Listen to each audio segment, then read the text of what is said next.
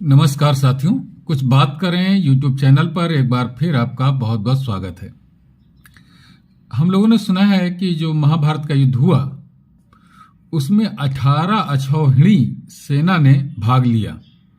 इसमें से 7 अक्षौहिणी सेना पांडवों के पास थी और 11 अक्षौहिणी सेना कौरवों के पास थी।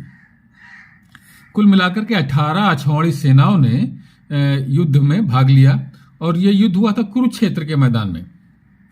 और ये पूरी की पूरी सेना मारी गई महाभारत के युद्ध में, ऐसा महाभारत में वर्णन है, उसे मैं भी आपको दिखाऊंगा। तो अब हम लोग को जानना ये उत्सुकता होती है कि आखिर कितने सैनिक मारे गए, कितने हाथी और घोड़े मारे गए, और एक अक्षौहिणी सेना में हाथी घोड़े और पैदल सैनिकों की संख्या कितनी होती है। तो वो मैं आपको आज बताऊंगा कि एक अक्षौहिणी सेना में कितनी संख्या होती है और 18 अक्षौहिणी सेना में कितनी संख्या होती है। एक अक्षौहिणी सेना में रथ जो होते हैं वे होते हैं 21,870 और इतने ही हाथी होते हैं उसमें। 21,870 हाथी भी होते हैं एक अक्षौहिणी सेना में। और घोड़ों की संख्या एक अक्षौहिणी सेना में 65,610 होती है, 65,610। और जो पैदल सैनिक होते हैं सेना में, एक अक्षौहिणी सेना में, उनकी संख्या होती है 1,09,350। तो साथियों, ये संख्या है एक अक्षौहिणी सेना में जो रथ घोड़े हाथी वगैरह प्रयोग किए जाते हैं। अब 18 अक्षौहिणी सेना में आप देखिए कि इनकी संख्या कितनी बनती है। 18 से सीधे सीधे गुणा कर दीजिए तो रथों की संख्या बनती है 18 अक्षौहिणी सेना में 3,93,660 और पैदल सैनिकों की संख्या 18 अक्षौहिणी सेना में होती है 19,68,300। यानी कि आप समझिए कि 18 दिन के युद्ध में 19,68,300 पैदल सैनिक मारे गए, कोई भी बचा नहीं। ऐसा महाभारत ग्रंथ में वर्णन है जो मैं दिखाऊंगा आपको अभी। और घोड़ों की संख्या होती है 11,80,980 18 अक्षौहिणी सेना में। और हाथियों की संख्या होती है 3,93,660। यानी कि रथ की संख्या और हाथियों की संख्या बराबर होती है। तो आप ने देखा कि एक 18 अक्षौहिणी सेना में कितनी संख्या होती है सैनिकों की, हाथियों की, घोड़ों की और रथों की। अब मैं आपको महाभारत ग्रंथ दिखाता हूं, इसकी कहां पर लिखा हुआ है। तो देखिए साथियों, ये है महाभारत ग्रंथ का प्रथम खंड और इसके ये दूसरे अध्याय के आदि पर्व के अंतर्गत आने वाले पर्व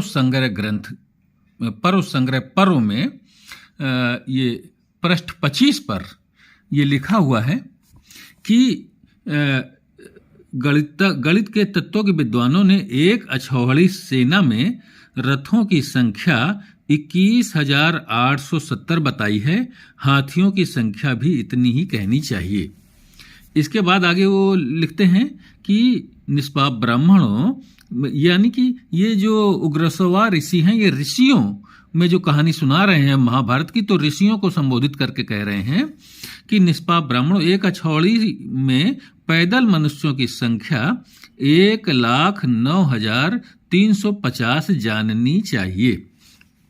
इसके बाद एक अक्षौहिणी सेना में घोड़ों की ठीक ठीक संख्या 65,610 कही गई है।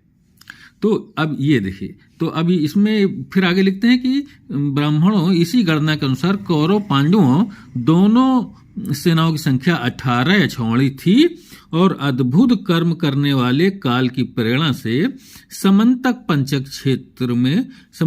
क्षेत्र साथियों कुरुक्षेत्र को कहा जाता है। इसके लिए मैं अगला वीडियो बनाऊंगा। तो समंतक पंचक क्षेत्र में कौरवों के निमित्त बनाकर इतनी सेनाएं इकट्ठी हुई और वहीं नाश को प्राप्त हो गई। यानी कि पूरी की पूरी 18 अक्षौहिणी सेना वहां पर मारी गई।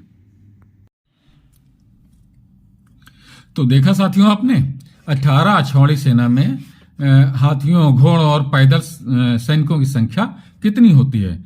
तो पैदल सैनिकों की संख्या मैं एक बार फिर आपसे बता दूं, 18 छोड़ी सेना में 19,68,300 होती है, और ये 19,68,300 सभी के सभी सैनिक मारे गए। ऐसा अभी आपने देखा कि उसमें महाभारत ग्रंथ में लिखा हुआ है कि संपूर्ण सेनाएं, 18 छोड़ी सेनाएं विनाश को, नाश को प्राप्त हो गईं।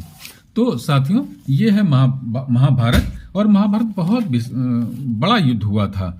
ये महाभारत ग्रंथ में इस तरीके की बहुत सी रोचक और तथ्यपरक बातें लिखी हुई हैं। इसका अध्ययन करना बहुत आवश्यक है। जो ज्ञान की प्राप्ति के लिए इच्छा रखते हैं लोग, अपने साहित्य, अपना प्राचीन साहित्य और संस्कृति के बारे में जानना चाहते हैं, उन्हें महाभारत ग्रंथ जरूर पढ़ना चाहिए।